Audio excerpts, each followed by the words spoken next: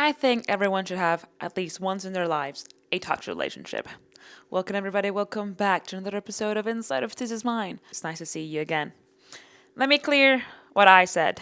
Okay, let me explain this to you. Why do I say this? I say this because I think there's so much potential and there's so much you can learn from a toxic relationship that I think everyone should go through it at least once in their life. Because see it this way, we wouldn't appreciate the sun when it shines, the sunrise, and the rainbow colors if we didn't know about darkness. That's the same way that I see relationships, toxic relationships specifically. We don't know what it's like to have a healthy relationship and being appreciated and all the things that come with a good relationship if we didn't know what a bad one is. And I say that you could learn a lot from this, mainly because the brain is such a powerful machine, okay? We'll have one in here. And if you learn how to use it and you have the ability to actually learn from the experience, I think you can get so much from it. Because myself, okay, I have been in one in my life, and I've been dating mostly toxic guys my whole life. So I know what I'm talking about. This is what brought me here. Myself, right now, I find myself dating this guy that has some toxic traits and a lot of kind of red flags. And even though I'm aware of it, I still decide to stay here. Not well, for a lot of reasons, but mainly the focus that I give it is because I can keep learning from this. So not only I'm learning from him and about him, but I'm also learning about myself. How can I handle this situation? That's the way that I see it. I turn things around and I try to find a way that things can benefit me. And being in a toxic relationship, even though it can be a bit stressful and draining, it depends on the level of the toxicity, We're not going to get into that, but if a guy that you're dating has some sort of like red flags, I do get that you don't have to deal with that, but I do think that if you can see them and analyze them, you could learn a lot from that person and learn from yourself. Because what this also tells you is that when you're in that situation, how would you handle the situation? What's your first reaction? What's your first thought? What's your instinct? What does your instinct tell you? All these kind of things. A good example. The other day, I had a little argument with this guy that I was dating. And obviously, as a human that I am, I started having insecurities. I started feeling insecure and I started having intrusive thoughts. And that's okay. We're human. We're not allowed to have that. But it's the way that I handle those intrusive thoughts that I said, you know what? These are your thoughts. Your intrusive thoughts are only like an alarm, okay? It's your brain. It's the way your brain speaks to you. It's the way your brain tries to tell you something without words. The brain's language. So when I noticed that I was having all these intrusive thoughts, I caught myself in the act and I said, wait a second. Let's process this. Let's work on them. And I told myself, what can I get from this? What can I learn from this? And what I learned is that there's just still like an underlayer insecurity of mine, some sort of like deep thoughts that I keep having over and over again, and that I need to change it. I need to change that thought. I need to change that belief and rewrite it and tell myself that it's not like that. Because I started thinking, the thing is, he's a musician, okay? And he has concerts every single weekend. And obviously, because we couldn't meet up this weekend, because he had plans. Well, he made plans after I told him I couldn't meet up with him. So that made me think, oh no, you know what? He's going to start now. He's going to go play in the concert and he's going to meet up all the girls. And then he's going to start having a good time with other people. And then I started thinking that I was not enough and that, he would find someone else that he would have more fun with and have a better time with. Or even in the concert, even if he was around his friends, I would start thinking like, oh, you see, he's better off without me. And I thought, why am I putting myself down this way? Why am I thinking that I need to compete with other people? And why do I think that the person that's with me would prefer to be with somebody else? Why am I hurting myself this way? And that's when I said, okay, let's sit down. It was like insecurities and intrusive thoughts are like a voice inside of you. It's like a voice that's strapped in a cage.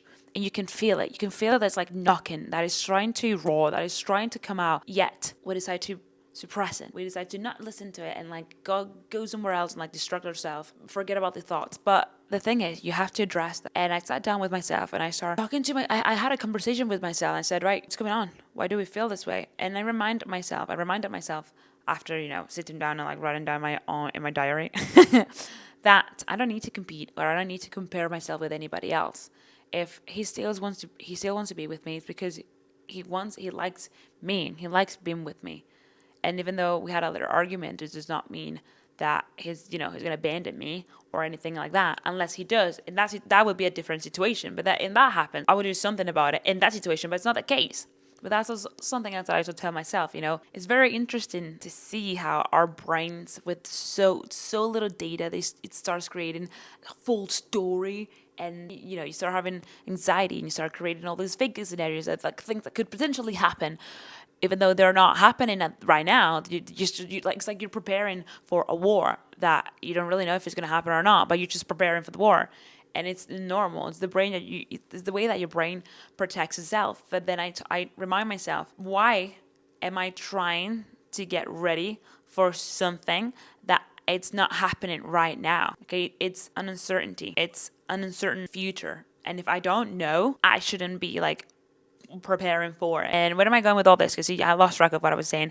Again, as always, bear with me, okay? Bear with me, everybody. As a normal human being that I am, I can also have those kind of thoughts. Like, there's a word for that. Anticipatory thoughts, I think they are. And it's like I said, it's your brain preparing for things that are not happening at the moment.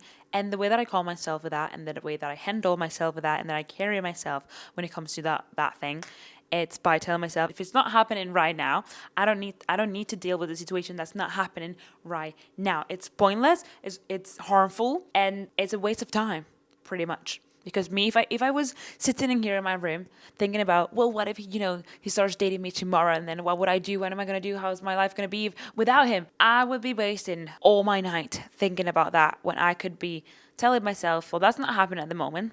What has actually happened at this exact moment? What's happening is that I felt a little bit insecure about something that's deep inside of me, and I need to address it. And then I can put my time into that instead of something that it's not happening, that I don't even know if it's going to happen or not. You get my point? But I also wouldn't be in this situation if it wasn't because the relationship itself triggers it. And I know you might say this is a very stupid way to learn, Tizzy. You don't have to go through something painful. And my relationship is not exactly painful, but I do get that for most people and most toxic relationships, they can be very painful and very draining. But I do think that we can learn a lot from, let's say, the bad things. And what's the right word that I'm looking for? I always try to measure my words because sometimes I don't explain myself very well. And I use the wrong word, and then obviously people can misunderstand it, and that's not like I want to get my point. I want you to get my point. Therefore, I need to find the right word. So this is the way this is mine works, which is I find it very interesting. Oh yeah, I think you can learn a lot from difficult situations. There's so much you can get from pain. No pain, no gain, as they say. But I also know this comes hand in hand to everybody, and everybody individually. At least in my case, I know I'm someone that I really like to learn, and my brain's always open to learn and extract information from every situation.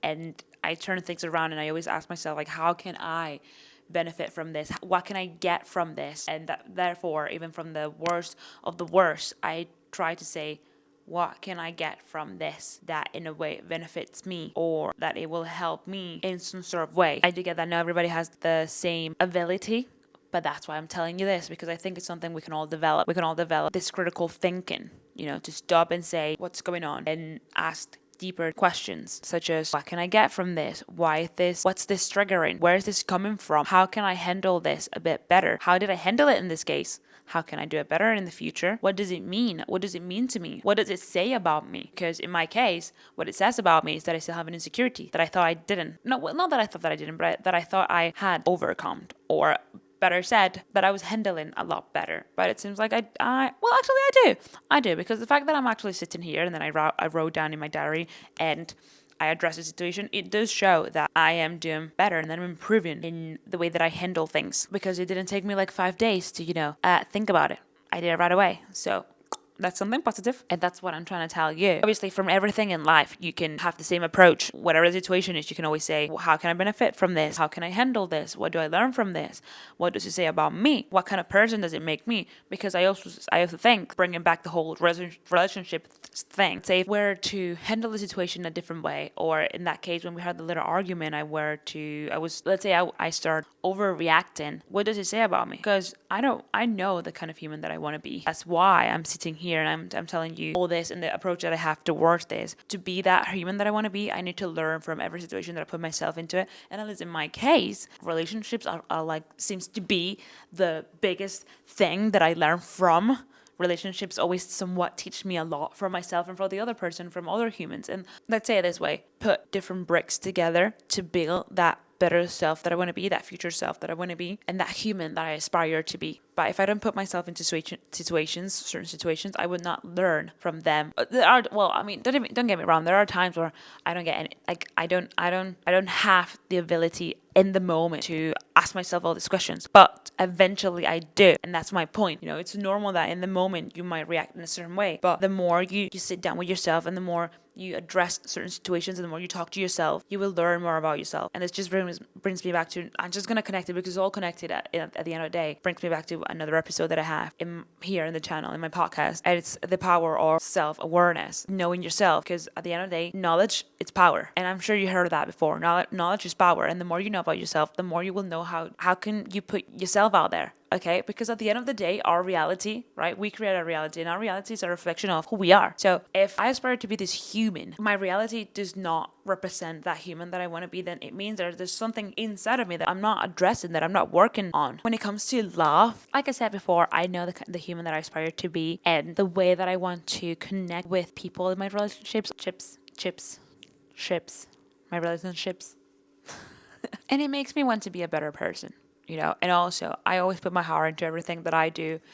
Therefore, I'm not nobody's saver. I don't have that kind of insecurity. I don't think I'm nobody's saver. But I do believe that I want to help people. I want to have an impact on everybody that gets to meet me and gets to be in my life. Therefore, if I do see that there's certain things that you're struggling with, it's not my responsibility to help you with your red flags, but I could try. We're all human beings, and it's nice to be kind to each other. Therefore, if I do see that there's something that triggers you, as long as you're not hurting me actively and purposely, I don't have an issue with trying to help you understand yourself too, and trying and help you understand the way your mind works and the way your body works and the way your feelings work. Because I would have loved to have somebody like that to help me when I was a bit younger, help me understand my emotions and help me understand myself and everything that I was going through. But I didn't. I don't like the thought of people going alone through certain things. I know I'm kind of getting sidetracked with the subject, but I hope you understand my point, which is pretty much that I think when it comes to relationships, it's important to have the ability to learn from them, whether they're good or bad, but mainly bad. But you need to be willing to understand yourself. You need to be willing to be open to understand yourself and want to know about yourself and what